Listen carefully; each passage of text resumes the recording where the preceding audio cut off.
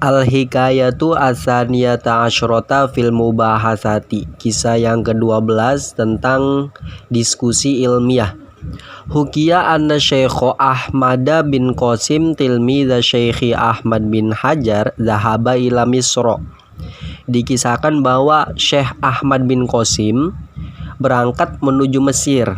Ingat bahwa Syekh Ahmad bin Qasim adalah murid dari Syekh Ahmad bin Hajar atau yang biasa disebut dengan Ibnu Hajar Al-Haytami. Wa kana yahduru madarisa Syekh Muhammadin Ar-Romli wa yubahisuhu. Dan beliau Syekh Ahmad bin Qasim mendatangi sekolah Syekh Muhammad Romli dan mengajaknya berdiskusi. Muhammad Romli itu nama aslinya adalah Muhammad bin Ahmad bin Hamzah Syamsuddin. Beliau adalah ahli fikih di tanah Mesir dan beliau menjadi rujukan dalam segala fatwa. Bahkan beliau dijuluki sebagai Asy-Syafi'i As-Shaghir, Syafi'i kecil. Dan bahkan ada yang mengatakan beliau Syekh Ar-Romli merupakan pembaharu di abad ke-10. Beliau sumbangsih dalam keilmuannya itu banyak sekali ya. Beliau mengumpulkan fatwa-fatwa dari ayahnya. Selain itu beliau juga membuat syarah-syarah terhadap kitab-kitab lain dan seterusnya. Di antara karyanya adalah kitab Nihayatul Muhtaj, itu yang sangat terkenal ya.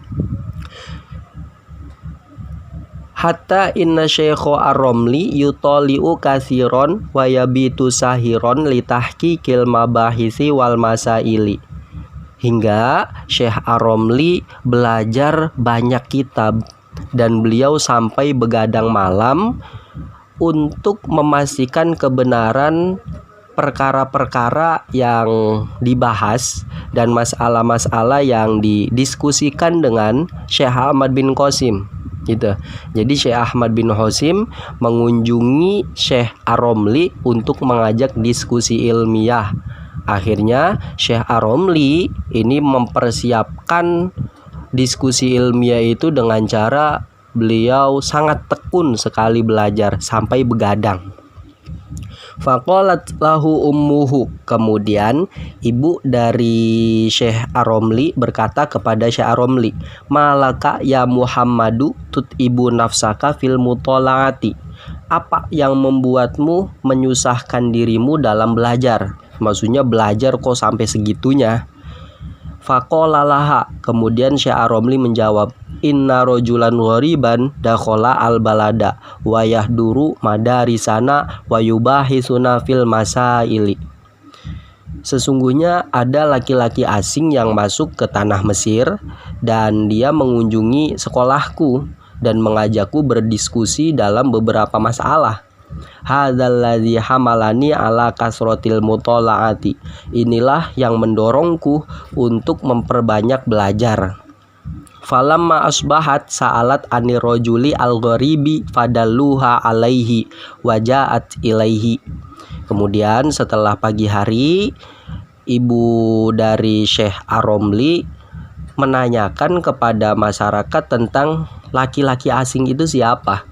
Akhirnya masyarakat menunjukkan laki-laki yang mengajak Syekh Ar-Romli berdebat, berdiskusi, dan ibu dari Syekh Ar-Romli pun menghampiri laki-laki tersebut. Waqalat lahu. Dan ibu dari Syekh Ar-Romli berkata kepada laki-laki tersebut, "Anta mamnu'un min huduri madarisi waladi Muhammadin." Kamu dilarang berkunjung ke sekolah anakku yang bernama Muhammad Ar-Romli. Wa hadza minha rahmatul abawaini.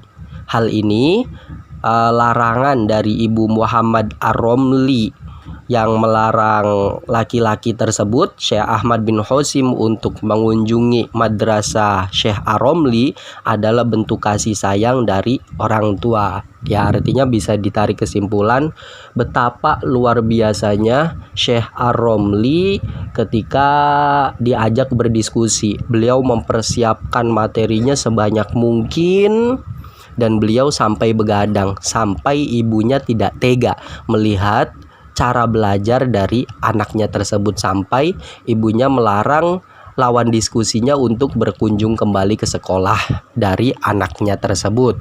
Ini diambilkan dari kitab Tuhfatul Ashraf. Al-hikayatu as-salisata asyrota fi aqibati tilmizi al-kaslani. Kisah yang ke-13 adalah tentang akibat atau resiko seorang santri yang malas. Ja'a rojulun min Jawata ila ribati siyuna li tolabil ilmi indal habibi al-habsyi lakinnahu kaslanu. Datang seorang laki-laki dari tanah Jawa ke Ribat Siyun. Ini salah satu pondok di Hadramaut, Yaman ya. Datang ke sana untuk menuntut ilmu kepada Habib Al-Habsyi. Tetapi laki-laki dari Jawa ini sangat malas. Wa kana abuhu fi Jawata yatamanna an yakuna waladuhu aliman. Dan ayah dari laki-laki tersebut di Jawa sangat mengharapkan anaknya menjadi orang yang alim.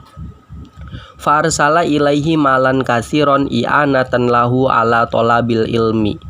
Sampai-sampai ayahnya mengirim kepada anaknya di Yaman banyak sekali harta, mengirimkan uang banyak. Tujuannya adalah agar anaknya tekun dalam menuntut ilmu. Wasta'mala waladuhu dzalikal mala lil akli wasyurbi. Tetapi justru si anak tersebut menggunakan harta yang banyak itu untuk keperluan makan dan minum saja, bukan untuk keperluan belajar. Wa kana abuhu yazunnu anna waladahu qad qara'a al-kawakiba summa qatronada summa alfiyata wa hakaza.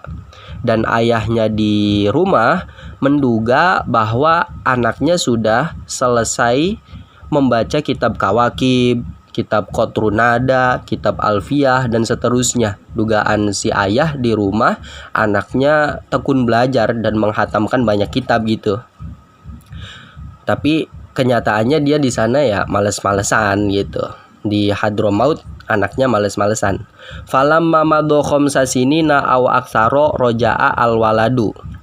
Kemudian setelah si anak tersebut sudah mondok di Yaman selama 5 tahun atau bahkan lebih, si anak tersebut pulang ke Jawa. Wa qada abuhu diyafatan likudumihi wa da'a annasa ilaiha. Dan ayahnya mempersiapkan sambutan untuk kedatangan si anaknya.